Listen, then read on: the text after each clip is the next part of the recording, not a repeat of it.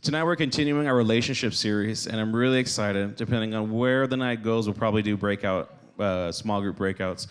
But what I want to talk about first is in the relationships, we have, I guess I want to talk about the differences. I'm going to ask you a couple questions. One, what is love? Mic check. What is love? I mean, James has his, you can answer too, Nick. In a way, it's when you have feelings towards someone and you care about them, first of all, but you would do anything for them, like to make sure they're safe, make sure they are getting what they need. That's good. So selfless. Brian? Hi, my voice is so sweet. I think love is something you can have for a lot of things. Love could be for an item, which a lot of things happen in that situation. It could be for someone, which is the most popular and stereotypical one. But you can also love for something spiritual. Like, if there's, like, witches and stuff like that, which sadly are real, they could be in love with demons that they think are providing from them when they're burning their soul, for example. Okay, let's write it in really quick. What? I can't explain it. So let me ask this. Let me phrase the question. What does love mean to you? I'm not asking for I'm not asking for a term. I'm asking in your words. What would you say love is? Love is a requirement, but it's also a want. Because you could want a lot of it for someone, but you got a little bit of it as the needed requirement. But you can also want more of it. So to me, love is something that comes from my Father, which is my Father up in heaven, that is just required for our human bodies to feel our comfort needs. Okay. I think love is a feeling or connection. Love is a feeling or a connection. Anybody else? All right. And leaders, feel free to jump in. What is lust?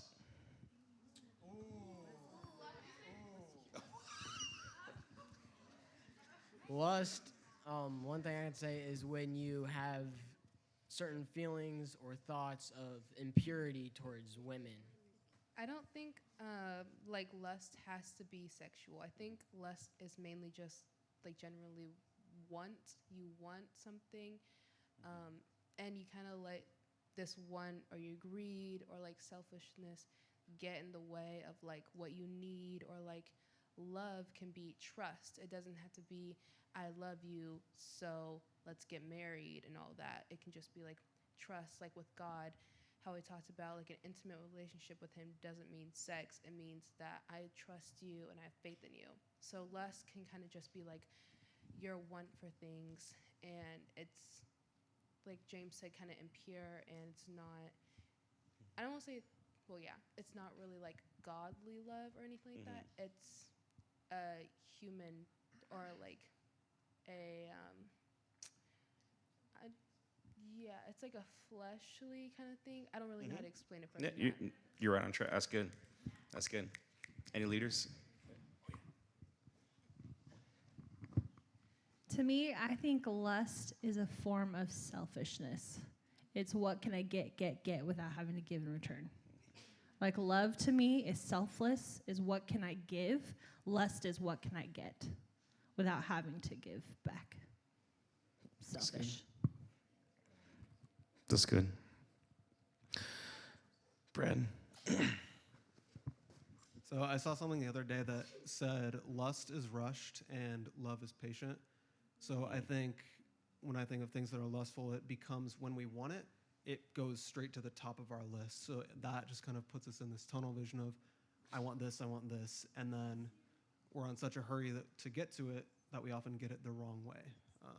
Whereas love is patient and it takes time and trust. That's good.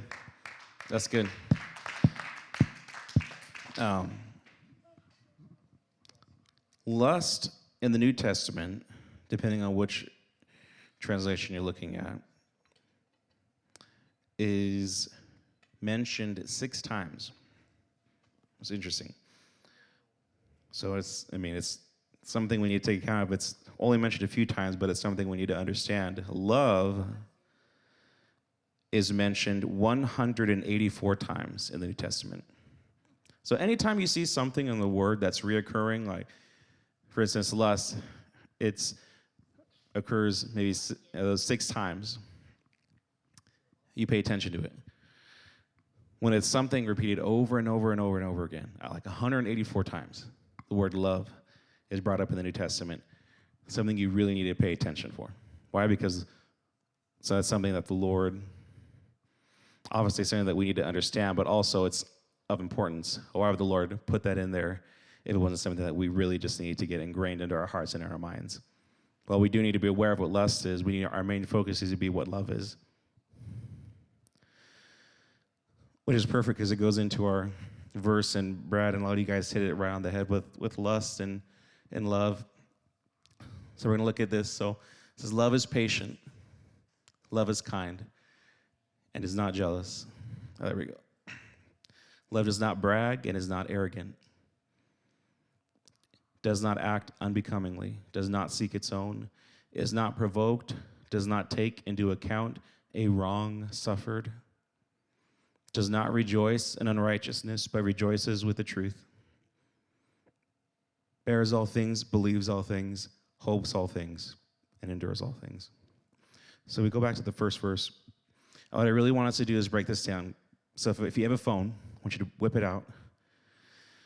And I want you to look up what is the opposite of patient. What is the opposite of patient? So you're looking for antonyms. That's good. Look for other words. Look for synonyms of antonyms of patient. I know that sounds weird. You're looking for the synonyms of antonyms. So antonyms, impatient. So what are the synonyms for impatient? That's what I meant. Yes. Eager.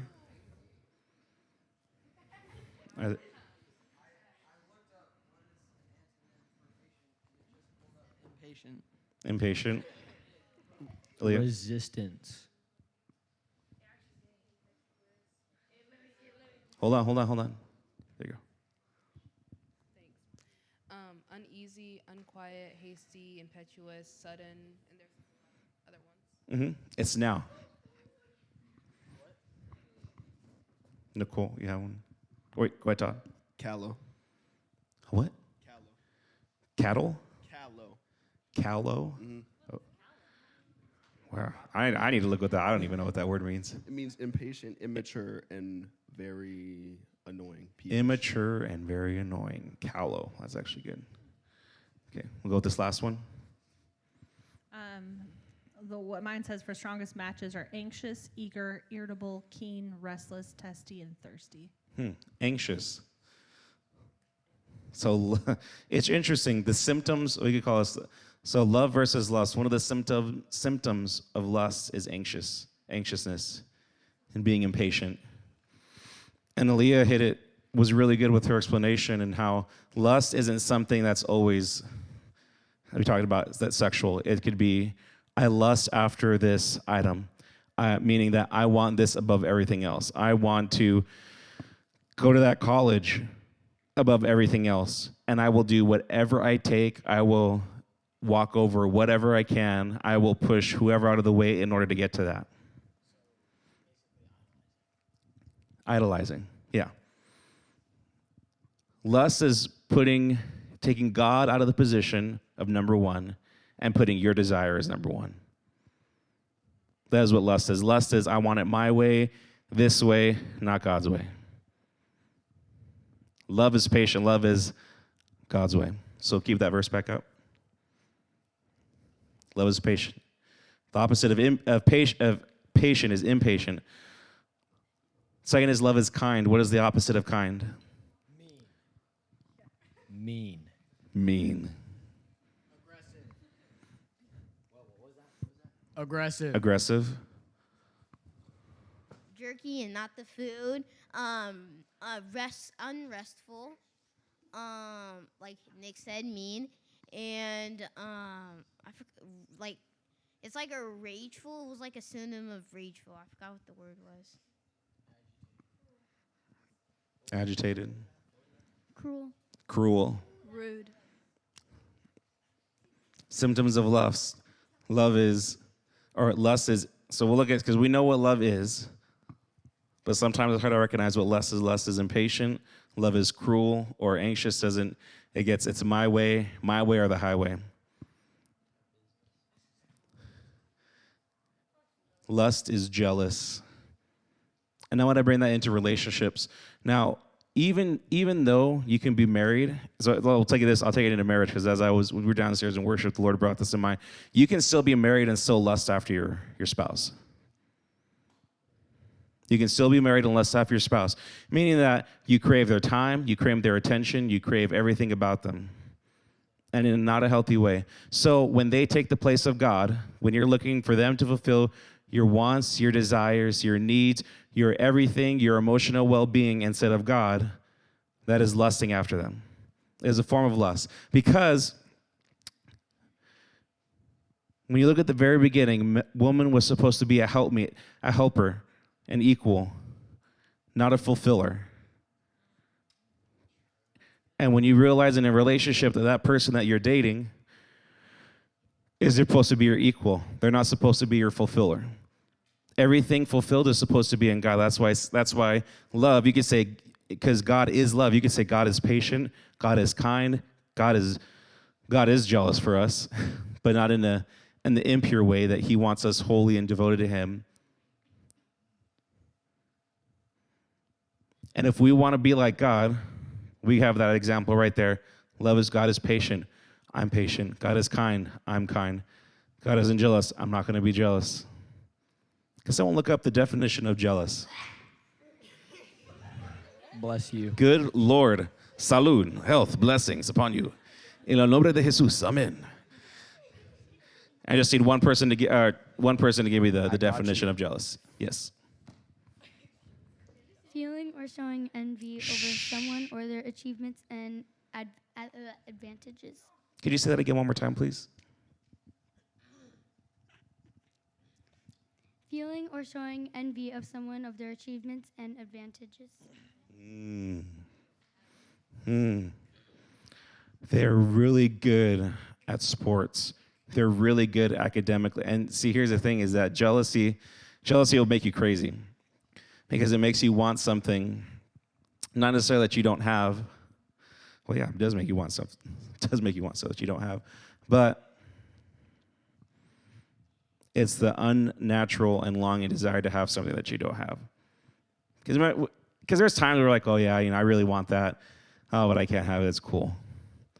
But then they get to a point where it's like, man, I really want those Nike shoes. I really want that. And see, here's what happens, that jealousy consumes all your thoughts so that you don't think straight, you don't act right, it starts affecting your social life, everything around you, everything about it. So love does not brag and is not arrogant. Love does not brag. I'm number one. You're a loser. I'm a winner. I have straight A's. My parents love me. Who? Come on. How many of you know we know people that, man, I could put you down so bad and burn you so bad? Yeah. My I'll life. cook, Jordan. Isn't arrogant. Okay, we're going to do a little word search again. Look up the word arrogant. What does arrogant mean? Someone different this time. What arrogant means. I got it. You got it? Okay, Nick, go ahead. Oh, wait. Jania's got it. Or Sophia? Okay.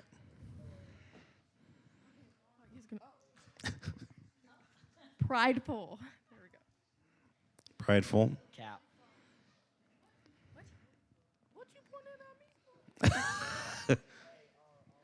Okay, Derek, last one. Having a display of sense of overbearing self self-worth and self-importance. Ooh. Look at me. I'm number one. You suck. I've got straight A's. Brett, you know, I'm the best on the football team. I'm the quarterback. I know all the plays. I know all the people. You're dirt. Pretty much just boasting about who you are. You're the bee's knees. You're everything about it. Let's go to the next verse. Does not act unbecomingly. Does not seek its own, is not provoked. Does not take into account a wrong suffered. And we'll just stop right there. What I really want to sit on, and here's where we'll break out in groups, is what does love and lust look like in a relationship? What does it look like in a relationship?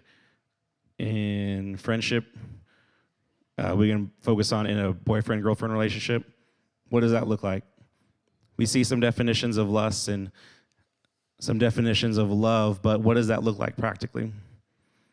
How do we love someone and not lust after them? How do we treat them in a way that